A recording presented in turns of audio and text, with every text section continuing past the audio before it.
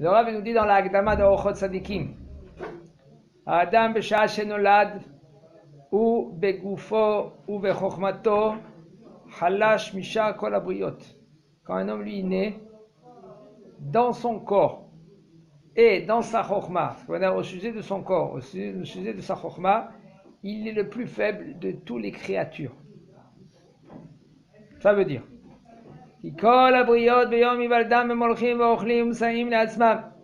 tous les créatures, quand ils naissent, comme la Gemara dit, Shor ben yomo nikra, Shor, un Shor, quand lui, c'est un petit veau, on dit en français.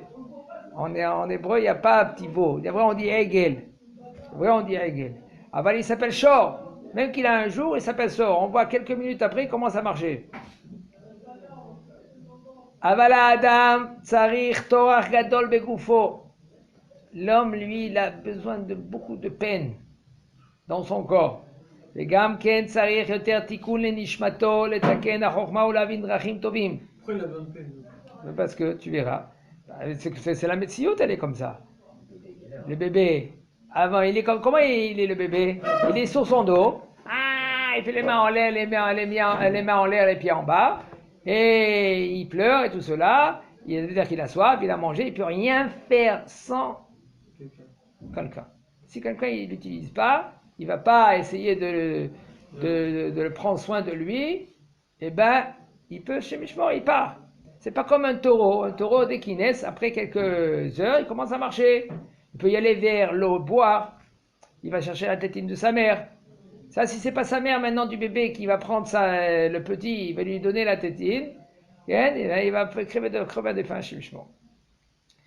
Et il nous dit le Rav qui a Adam et Trilato en premier Vegam Tsarich Tiyoter Tikun le Nishmato. Adam, l'homme, on a besoin beaucoup pour essayer de l'aider, pour le mettre dans le droit chemin. Les Taken Achokma, pour fixer sa Chokma, mais la Avin Drachim Tovin, que lui après lui il va comprendre les bons chemins. Qui a Adam betrilato belo melamed noé kebehema. Un homme, quand lui, au commencement, s'il n'y a pas quelqu'un qui le gère, qui l'enseigne, il se comporte comme une behema. Une behema, ça veut dire une bête. Son cœur, il ressemble à une ardoise. Hein? Une ardoise. Un tableau, que ce tableau-là, tu commences à écrire sur ce tableau. Si maintenant ce tableau-là, il est dans la main d'un imbécile, il sortait à la valim,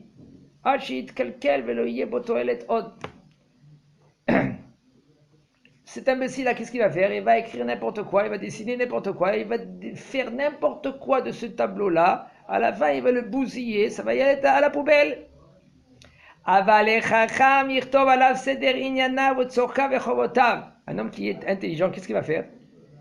Il va écrire sur ce tableau-là tout ce qu'il a besoin, tout ce qu'il a. Il est le seder du yom. Seder, ça veut dire le planning. S'il a une mémoire, même qu'il a une mémoire, il va écrire tout ses chovot, à qui il doit de l'argent. À qui c'est qui lui doit de l'argent? Et vers ce tableau-là, qu'est-ce qu'il va faire? Il va diriger son foyer, il va donner à manger à ses enfants et à sa femme, et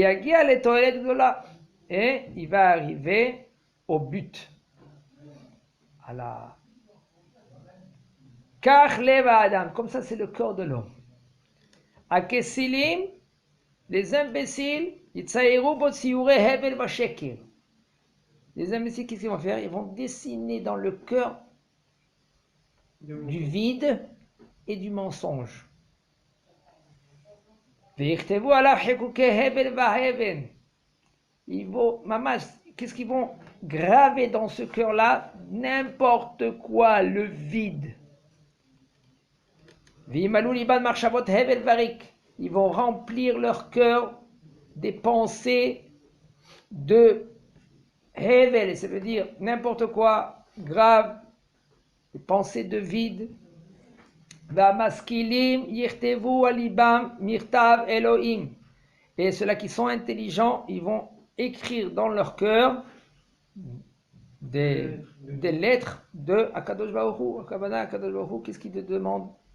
Il te demande la hava ou l'ira et shemo, de le craindre et de l'aimer. Il y a une mitzvah aussi de l'aimer. Vehu yesod haTorah ve'amitzvot ve'chochmot ve'midot. Et ça, c'est le yesod. Yesod, ça veut dire le fondement de la Torah et des mitzvot et de la chokhmah et des midot. La chokhmah, la sagesse, et les midot, c'est les qualités. Il y a les défauts et les qualités. Ad yasher yazhiru nafshotav kezohar rakia. Parce qu'après, on va arriver au but que eux, ils vont éclaircir. Comme le Zohar. Le Zohar, c'est-à-dire ça brille, le brillant. Quand le rakia, il brille, le ciel, il brille. Comme ça, le cœur de l'homme, il peut briller. Ça dépend de son travail. Ça dépend qu'est-ce que tu vas écrire dans ton cœur. Qu'est-ce que tu vas graver dans ton cœur. Qu'est-ce que tu vas entrer dans ton cœur. Les bonnes midot, la Torah, les mitzvot. Depuis qu'un homme, il est petit. Il y a quelqu'un qui m'a dit, ah, tu sais, moi, je sais pas. J'ai dit, où tu vas mettre ton fils? À l'école. Quelle école? Tu sais, je vais mettre à l'école laïque. Mais quand il aura 18 ans, il va choisir.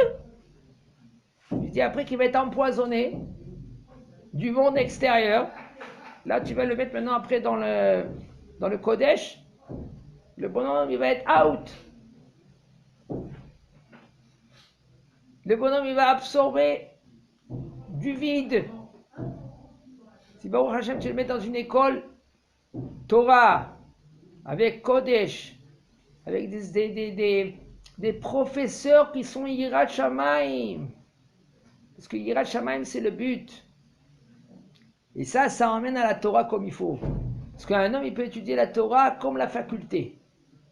S'il n'a pas Yirat Shamayim, il peut enseigner la Torah comme la faculté.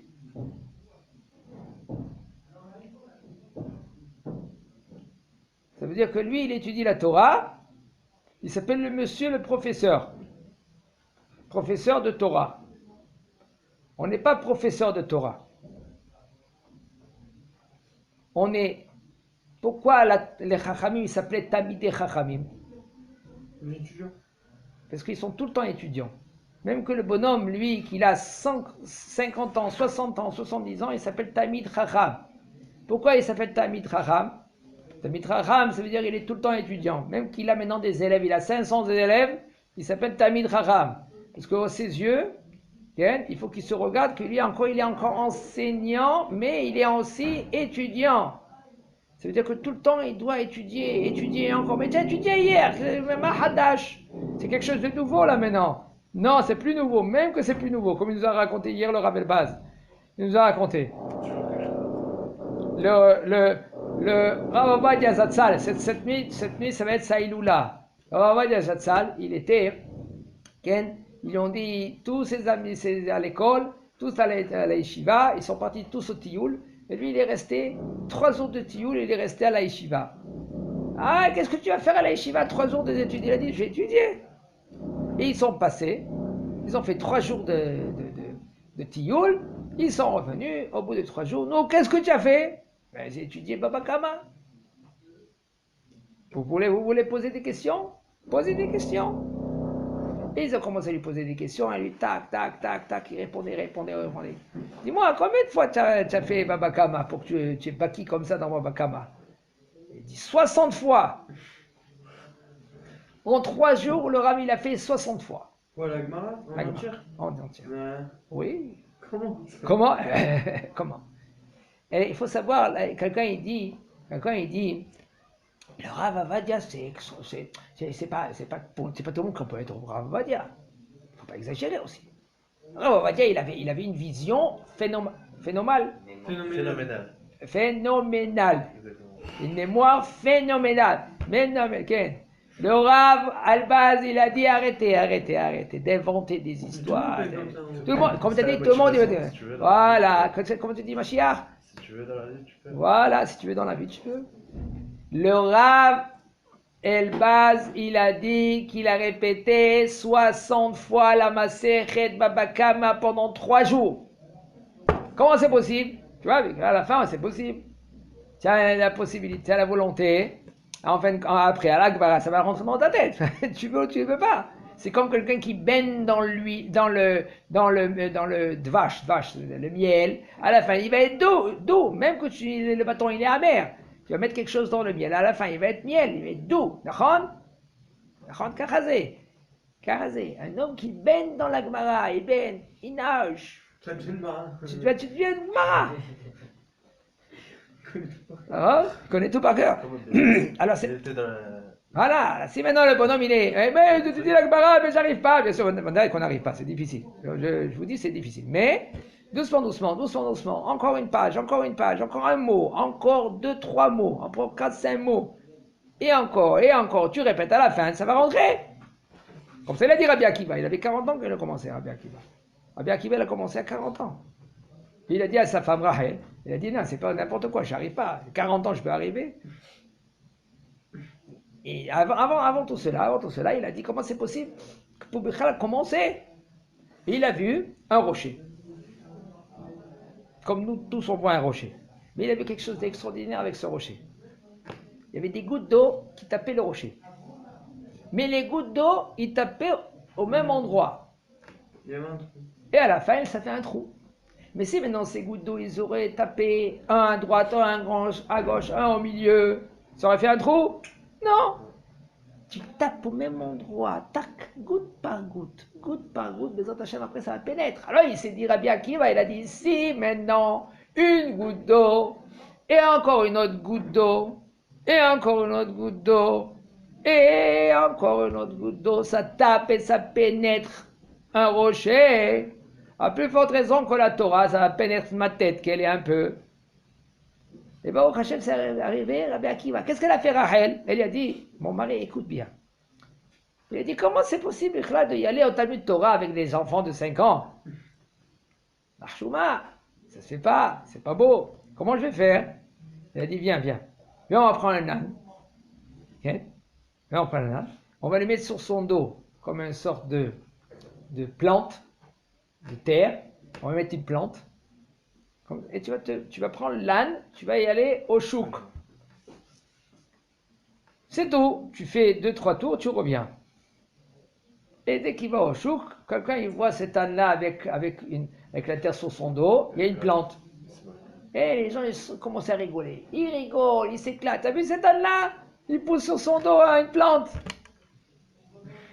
Une fois, 2 fois, après 3 jours, il y a un bonhomme qui marche à côté. C'est à nouveau qu'il n'était pas dans la ville. Et il voit cet âne-là. Il dit, vous n'avez pas vu? Cet âne-là, il pousse une plante sur son dos. Il dit, ah, Yahasra, ça fait longtemps ça. Qu'est-ce que tu es mitpaël? Qu'est-ce que tu es mitpaël? C'est...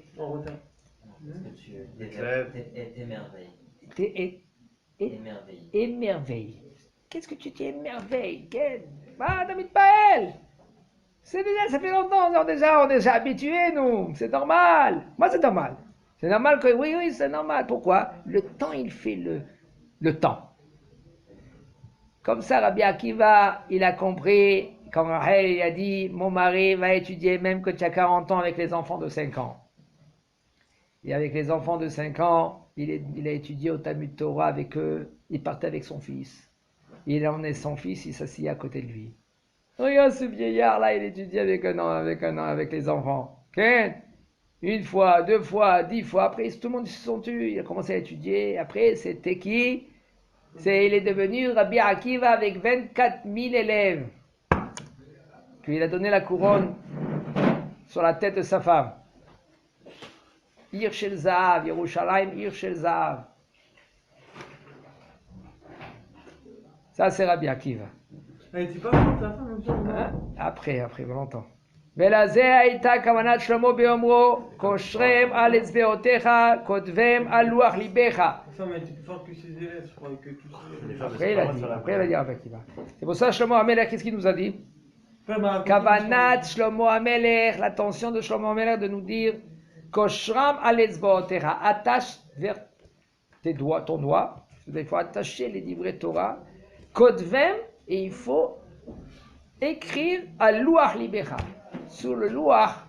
Le Luach, ça veut dire le tableau de ton cœur. Chazak Baruch.